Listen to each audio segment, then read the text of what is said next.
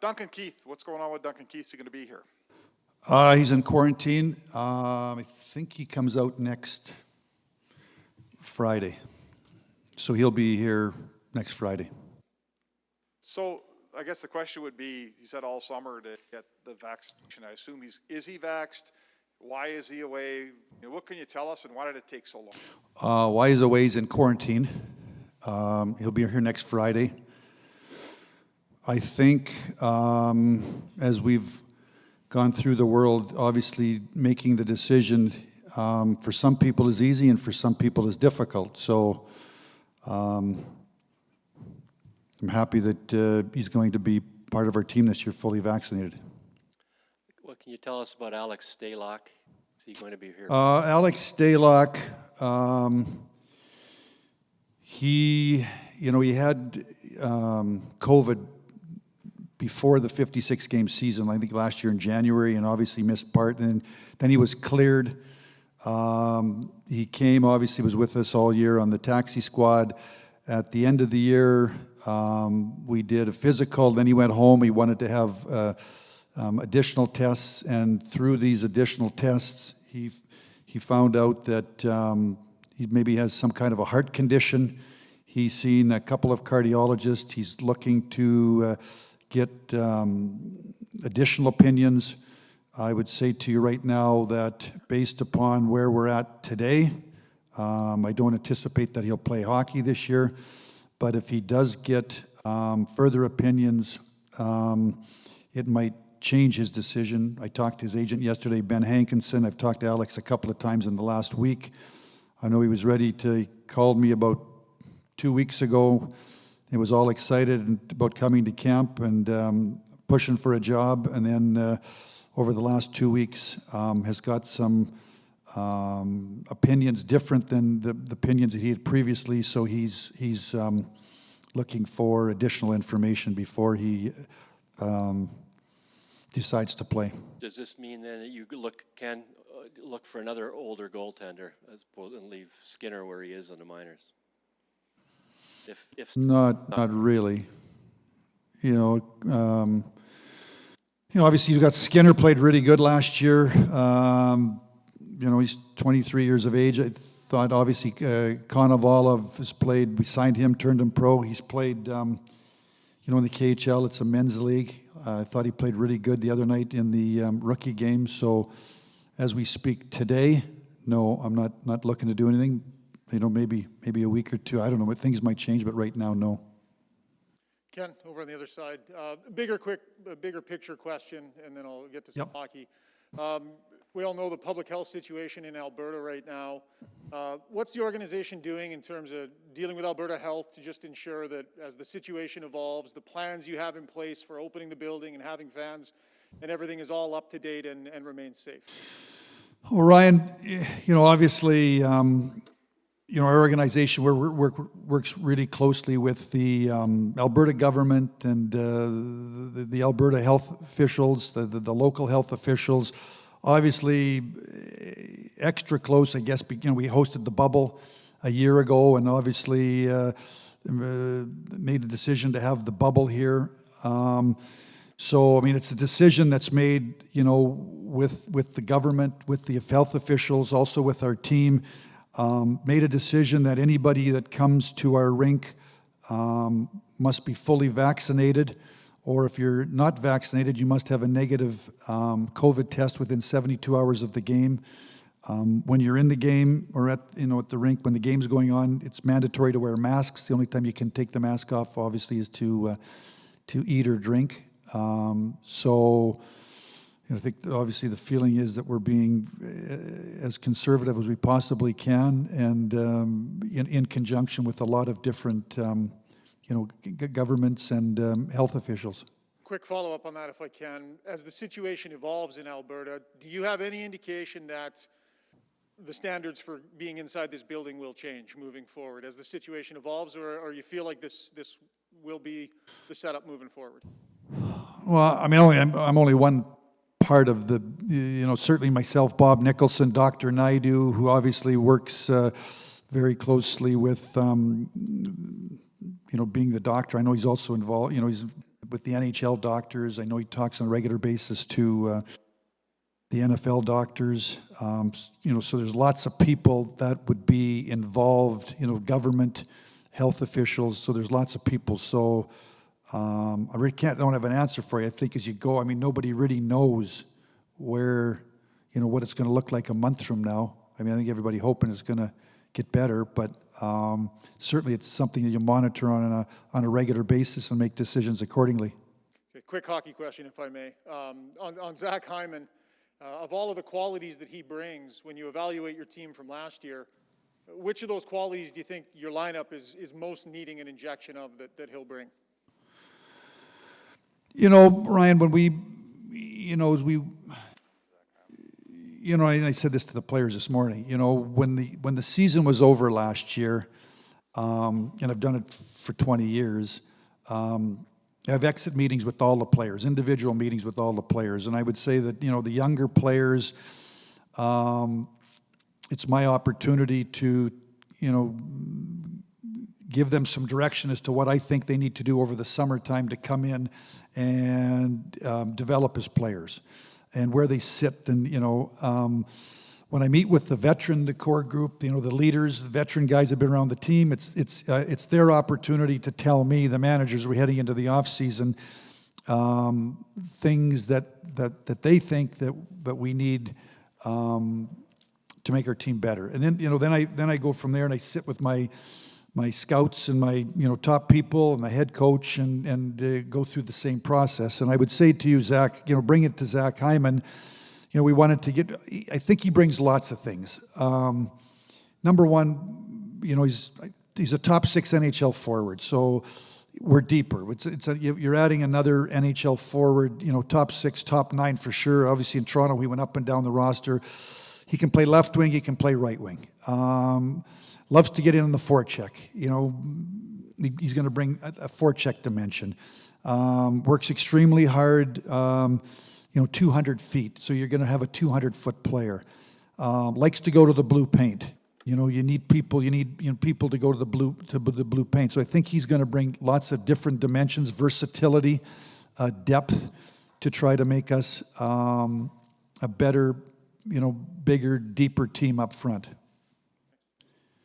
Ken, just a quick question. I just want to follow up on Duncan. Was he not skating with the captain's group? And how come he has to go into quarantine now when he was able to skate with the team last week? Yeah, he was here. I would say, like I said earlier, to get vaccinated obviously has been a personal decision.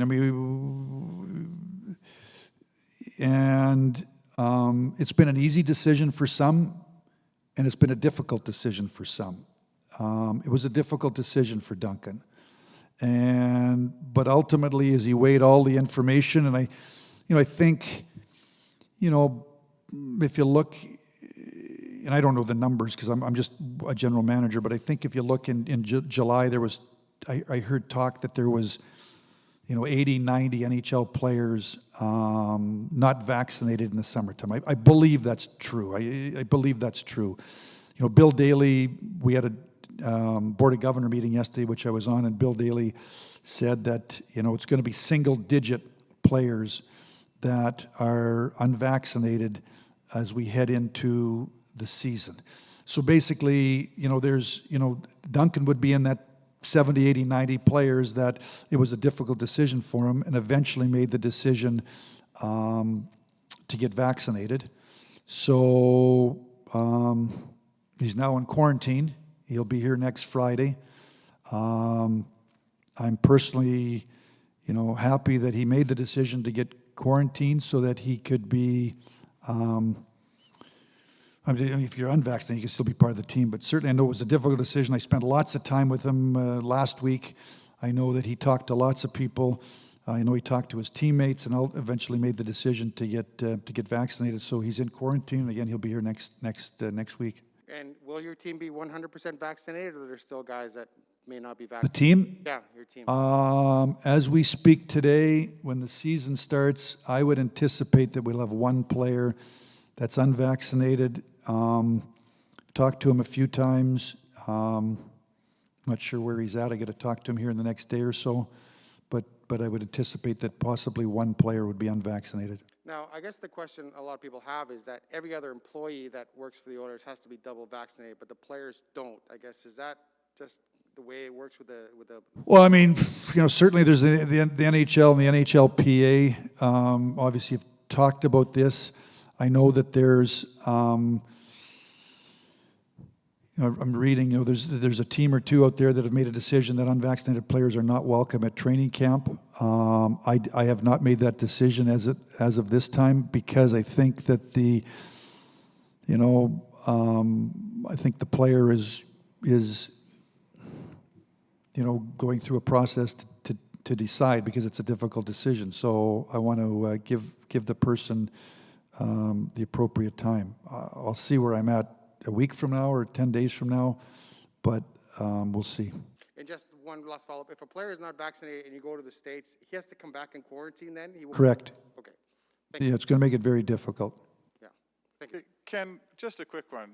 I'm just a sports writer, so help me understand this. The guy that got his vaccination recently can't come to camp because he's under quarantine.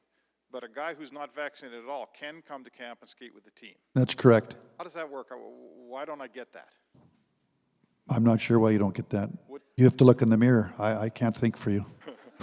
How does it, like, that doesn't make sense, right? Does it make sense to you? And why does it doesn't make sense to me? If the unvaccinated guy is... But it's going to... Well, I'm going to answer the question. It's going to flip in a month, right? A month from now, the vaccinated player is going to have the freedom to cross the border, the freedom to leave his hotel room on the road. The other person isn't going to have that. So I guess on the short term, you're looking at the short term. You can look at the short term or the long term. Short term, the vaccinated player is in quarantine. On the long term, the vaccinated player is going to have the freedom, and the unvaccinated player will not have the freedom.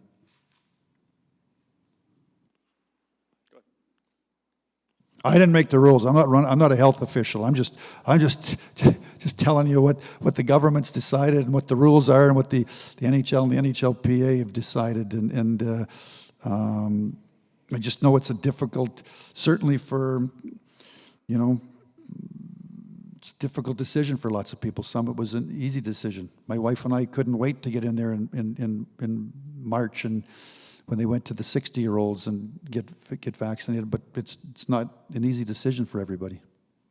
Ken, can you you have two young right wingers in Jesse and Yamamoto. Do you see both of them as interchangeable in terms of moving up and down the lineup, or is Jesse a little further ahead because he had a better year last year than Yamamoto? I think the answer to that question is, the good news is we're probably deeper, Jim. There's more competition. There's more options. Obviously, I've been here for 2 years, and our offense has been pretty good, but it's a relatively few people. Obviously it's Connor and Leon and a couple other people, and then with Yamo and with the addition of Hyman and the addition of Fogel and the development of Jesse, re-signing Nuge, I'd like to think that we've got, we're deeper. Now, where do they all fit? That's now up to the coaching staff and preseason and to try to piece it all together to see where they all fit. But certainly the part of the off-season goal was to try to get deeper up front so we got a little more secondary scoring. Where they all fit, is Yamo on right wing, is he on left wing? Is he on the first line, the second line, the third line, or the fourth line? Where does Jesse fit? Where does Zach Kassian fit? Is Hyman a right winger, is Hyman a left winger? Is Fogel on? That's up to the coaching staff. I'm going to be in there on an everyday basis, I guess, talking to Tip, giving him my opinion, but ultimately he has to make the final decision as to see where they all fit. But, I think we're going to have better competition. If you get injuries, we're going to have more depth. He can move people around the lineup, and hopefully it's going to make us a better hockey team. Hi, Ken. I'm just wondering, Duncan Keith's a veteran player who's been through a lot of training camps, but given that you just acquired him, is there any level of concern, disappointment? What are your thoughts, I guess, on him being, just over a week? I have no concerns. I expressed that to him. I totally support him. What I wish that he made the decision 2 months ago and we weren't going through this. No, but I respect it was a very, very difficult decision. He was here last week. He obviously couldn't be part of it. He was on a different room, so he skated at a different time on a different rink. So he and I talked. I've known Duncan, was obviously with them in the Olympic team. He went to Michigan State. My daughters went to Michigan State at the same time. Bill Scott he was one of my assistant general managers, was the student manager, I think. So I've got somewhat of a relationship with Duncan. We spent lots of days in that room, one-on-one talking. And I know it was a very, very difficult decision for him to make, but ultimately he made the decision to get vaccinated. I think he's one of those players that I don't know that he skates a whole lot in the summertime. I think he does. I know he's in the gym every day. He watches what he eats. But I had veteran players in Detroit that didn't like to skate. Dominic Hasek didn't skate much until training camp started. So some guys like to skate all summer. Some guys just like to skate at the start of training camp. So ideally, would we like to have him out there? Yeah, I wish it was a perfect world. It's not a perfect world. There are no perfect people. There are no perfect decisions. I'm happy that he made the decision. I support the decision and look forward to seeing him here next, I think, Friday to be part of the group. He's gonna be able to play the last. I think he comes Friday. I think we play a game on Saturday, and then there's still 3 games that last week, like Monday, Wednesday, Saturday. So certainly he can play the last 3 preseason games. We don't start till a Wednesday, so it's going to be almost 2 weeks, 2 days short of 2 weeks that he's going to be able to skate every day. So I have no concerns that he won't be ready to go. Now, you mentioned, in addition to the situation with Duncan Keith, there could be one other possible non-vaccinated player. Aside from the health, from the hockey perspective, how does that change, team dynamics or how, meetings? Because there's a lot of restrictions on the player, if he... It's going to be very difficult. Tip and I met with him Monday. And I kind of looked through our schedule, how many times we crossed the border. It's going to be very difficult.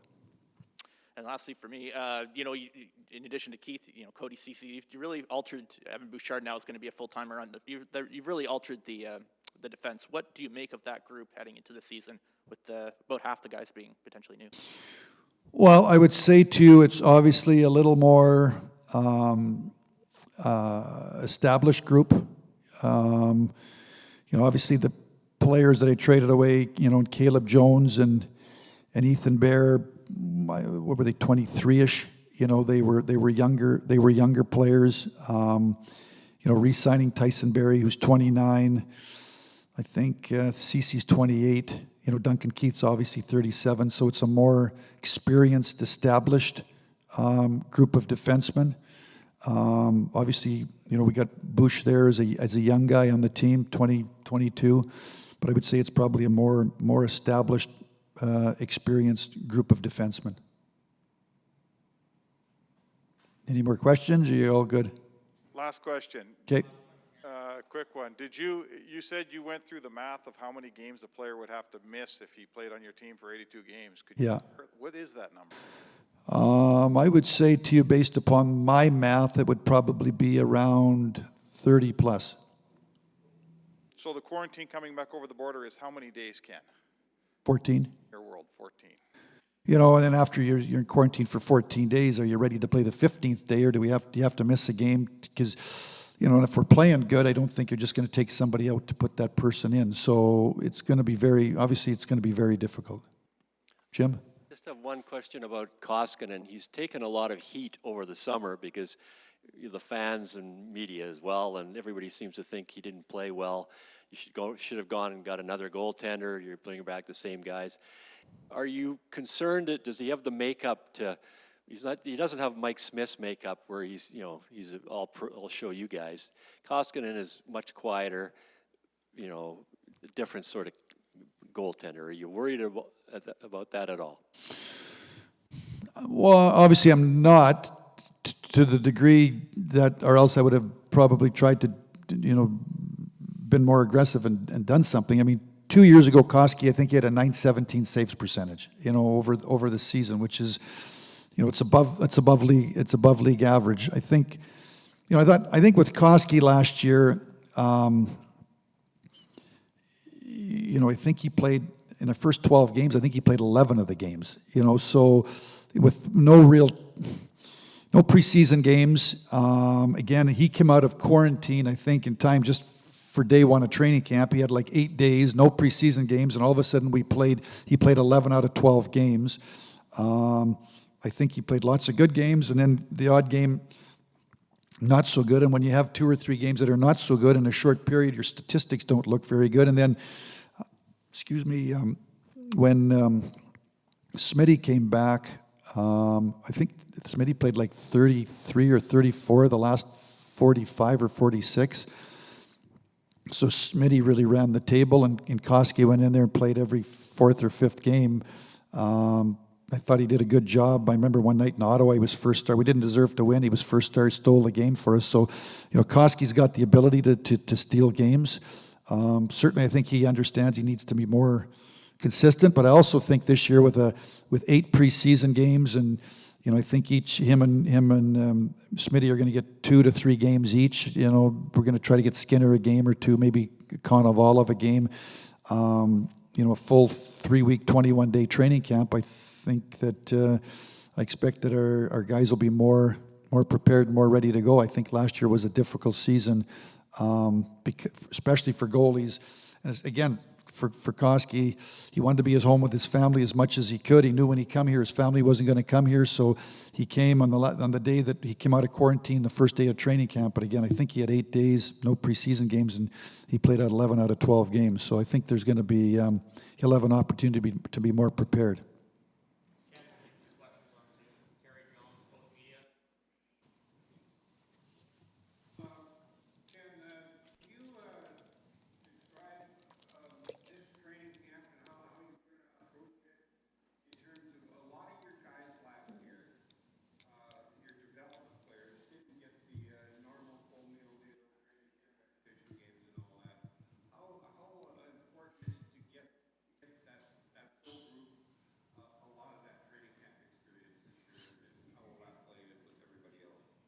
You're talking the younger people or the entire group, Terry?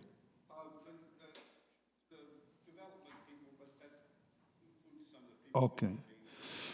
Well, I mean, first off, on defense, obviously we've talked about Duncan Keith. Chris Russell won't be on the ice for the first few days of training camp. In the last couple of weeks, he's got some neck pains, and we want to be conservative. So, Dmitry Samorukov broke his jaw the first rookie game, so there's no Samorukov in the early preseason games. I don't anticipate Chris Russell. We won't have Duncan Keith. So there's going to be lots of opportunity for, Lagesson, Bouchard, Broberg, Kesselring, Kemp. They're gonna get lots of time to play preseason games to show what they can do. Up front, obviously, I think, some kids are going to get some time, but I think, the coaching staff's going to want to figure out line combinations. To Jim Matheson's question earlier, I think it's going to be, Tip's going to need the 8 games to kind of figure out line combinations and who's playing with who. So I don't know there's going to be as much opportunity up front for young forwards. And in goal, certainly we're planning to play Skinner and Konovalov, a game and a half, or maybe 2 for Skinner. So like that, I'm happy we've got 8 preseason games, which is the max. Gives us an opportunity to play some of our young players. And then again, like I said, I think on defense, the last 3 preseason games, I think will be closer to the defense that we're going to have in in the regular season, but the first 4 or 5 preseason games, lots of opportunity for the young defensemen to play.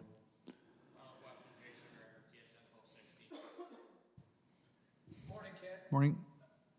About Tyler, I guess a two-part question. Brandon Perlini and then Colton Sevier, and where do you see those two guys? How different do you think Perlini is after a year in Europe? Well, I think there's going to be a competition down there. Obviously,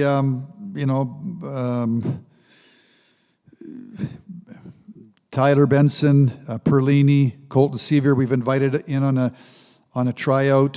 He's been around the NHL. When Holloway, when the decision was made that Holloway needed to have a new surgery done on his scaphoid. He's out, I don't know, 3-4 months. So certainly, I was hoping coming into camp that Dylan Holloway was going to given an opportunity to play some preseason games, and if not, go down to the American League, and based upon his college year, be good depth. So our depth up front by losing Holloway was challenged a little bit. So that's why Sevier's here. We signed Perlini. I know that Tip was with Perlini in Arizona a few years ago. He's obviously got a big skill level. He's a big guy, 6'3", can skate.